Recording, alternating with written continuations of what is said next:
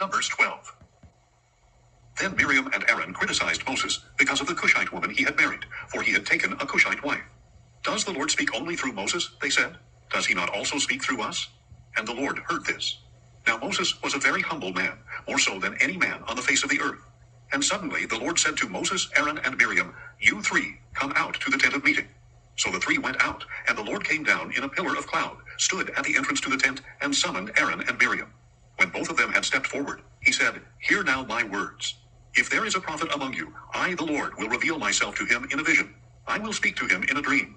But this is not so with my servant Moses. He is faithful in all my house. I speak with him face to face, clearly, and not in riddles. He sees the form of the Lord. Why then were you unafraid to speak against my servant Moses? So the anger of the Lord burned against them, and he departed. As the cloud lifted from above the tent, suddenly Miriam became leprous, white as snow. Aaron turned toward her, saw that she was leprous, and said to Moses, My Lord, please do not hold against us this sin we have so foolishly committed. Please do not let her be like a stillborn infant whose flesh is half consumed when he comes out of his mother's womb. So Moses cried out to the Lord, O God, please heal her. But the Lord answered Moses, If her father had but spit in her face, would she not have been in disgrace for 7 days? Let her be confined outside the camp for 7 days. After that, she may be brought back in. So Miriam was confined outside the camp for 7 days, and the people did not move on until she was brought in again. After that, the people set out from Hazeroth and camped in the wilderness of Paran.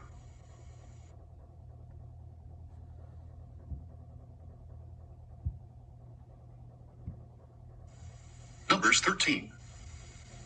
And the Lord said to Moses, Send out for yourself men to spy out the land of Canaan, which I am giving to the Israelites. From each of their fathers' tribes send one man who is a leader among them. So at the consent of the Lord, Moses sent them out from the wilderness of Paran. All the men were leaders of the Israelites, and these were their names. From the tribe of Reuben, Shammua, son of Zachar. From the tribe of Simeon, Shaphat, son of Hori. From the tribe of Judah, Caleb, son of Jephunneh. From the tribe of Issachar, Igal, son of Joseph. From the tribe of Ephraim, Hoshea, son of Nun. From the tribe of Benjamin, Paltai, son of Raphu. From the tribe of Zebulun, Gadiel, son of Sodai. From the tribe of Manasseh, a tribe of Joseph, Gadai, son of Susai. From the tribe of Dan, Amiel, son of Gemalli. From the tribe of Asher, Sether, son of Michael. From the tribe of Naphtali, Nabai, son of Vophsai. And from the tribe of Gad, Keuel, son of Machi. These were the names of the men Moses sent to spy out the land. And Moses gave to Hoshea, son of Nun, the name Joshua. When Moses sent them to spy out the land of Canaan, he told them, Go up through the Negev and into the hill country. See what the land is like, and whether its people are strong or weak, few or many. Is the land where they live good or bad? Are the cities where they dwell open camps or fortifications? Is the soil fertile or unproductive? Are there trees in it or not? Be courageous, and bring back some of the fruit of the land. It was the season for the first ripe grapes. So they went up and spied out the land from the wilderness of Zin as far as Rehob, toward Lebo-Hamath. They went up through the Negev, and came to Hebron, where Ahiman, Shishai, and Talmai, the descendants of Anak, dwelled. It had been built 7 years before Zoan in Egypt. When they came to the valley of Eshcol, they cut down a branch with a single cluster of grapes, which they carried on a pole between 2 men. They also took some pomegranates and figs. Because of the cluster of grapes the Israelites cut there, that place was called the Valley of Eshcol. After 40 days, the men returned from spying out the land, and they went back to Moses, Aaron, and the whole congregation of Israel in the wilderness of Paran at Kadesh. They brought back a report for the whole congregation and showed them the fruit of the land. And they gave this account to Moses. We went into the land to which you sent us, and indeed it is flowing with milk and honey. Here is some of its fruit. Nevertheless, the people living in the land are strong, and the cities are large and fortified. We even saw the descendants of Anak there. The Amalekites live in the land of the Negev. The Hittites, Jebusites, and Amorites live in the hill country, and the Canaanites live by the sea and along the Jordan. Then Caleb quieted the people before Moses and said, We must go up and take possession of the land, for we can certainly conquer it. But the men who had gone up with him replied, We cannot go up against the people, for they are stronger than we are. So they gave the Israelites a bad report about the land that they had spied out. The land we explored devours its inhabitants, and all the people we saw there are great in stature. We even saw the Nephilim there, the descendants of Anak that come from the Nephilim. We seemed like grasshoppers in our own sight, and we must have seemed the same to them. Numbers 14. Then the whole congregation lifted up their voices and cried out, and that night the people wept. All the Israelites grumbled against Moses and Aaron, and the whole congregation said to them, If only we had died in the land of Egypt, or if only we had died in this wilderness. Why is the Lord bringing us into this land to fall by the sword? Our wives and children will become plunder. Would it not be better for us to go back to Egypt? So they said to one another, Let us appoint a leader and return to Egypt. Then Moses and Aaron fell face down before the whole assembly of the congregation of Israel.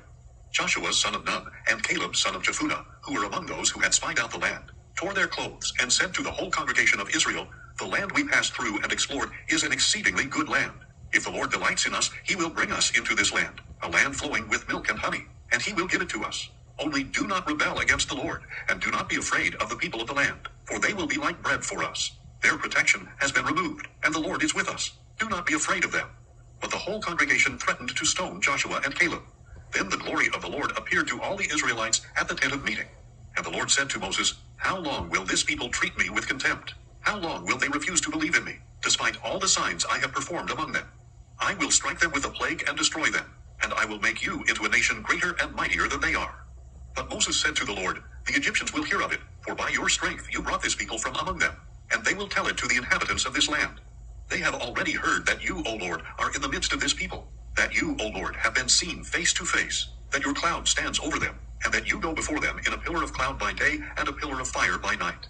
If you kill this people as one man, the nations who have heard of your fame will say, 'Because the Lord was unable to bring this people into the land he swore to give them, he has slaughtered them in the wilderness.' So now I pray, may the power of my Lord be magnified, just as you have declared. The Lord is slow to anger and abounding in loving devotion, forgiving iniquity and transgression. Yet he will by no means leave the guilty unpunished. He will visit the iniquity of the fathers upon their children to the third and fourth generation. Pardon, I pray, the iniquity of this people, in keeping with the greatness of your loving devotion, just as you have forgiven them ever since they left Egypt." "I have pardoned them as you requested," the Lord replied. "Yet as surely as I live, and as surely as the whole earth is filled with the glory of the Lord, not one of the men who have seen my glory, and the signs I performed in Egypt and in the wilderness, yet have tested me and disobeyed me these 10 times, not one will ever see the land that I swore to give their fathers. None of those who have treated me with contempt will see it. But because my servant Caleb has a different spirit, and has followed me wholeheartedly, I will bring him into the land he has entered, and his descendants will inherit it. Now since the Amalekites and Canaanites are living in the valleys, turn back tomorrow, and head for the wilderness along the route to the Red Sea." Then the Lord said to Moses and Aaron, "How long will this wicked congregation grumble against me? I have heard the complaints that the Israelites are making against me. So tell them, as surely as I live, declares the Lord, I will do to you exactly as I heard you say. Your bodies will fall in this wilderness, all who were numbered in the census, everyone 20 years of age or older, because you have grumbled against me. Surely none of you will enter the land in which I swore to settle you, except Caleb son of Jephunneh, and Joshua son of Nun. But I will bring your children, whom you said would become plunder, into the land you have rejected, and they will enjoy it. As for you, however, your bodies will fall in this wilderness. Your children will be shepherds in the wilderness for 40 years, and they will suffer for your unfaithfulness until the last of your bodies lies in the wilderness. In keeping with the 40 days you spied out the land, you shall bear your guilt 40 years, a year for each day, and you will experience my alienation. I, the Lord, have spoken, and I will surely do these things to this entire wicked congregation, which has conspired against me. They will meet their end in the wilderness, and there they will die." So the men Moses had sent to spy out the land, who had returned and made the whole congregation grumble against him by bringing out a bad report about the land, those men who had brought out the bad report about the land were struck down by a plague before the Lord. Of those men who had gone to spy out the land, only Joshua son of Nun and Caleb son of Jephunneh remained alive. And when Moses relayed these words to all the Israelites, the people mourned bitterly. Early the next morning, they got up and went up toward the ridge of the hill country. "We have indeed sinned," they said, "but we will go to the place the Lord has promised."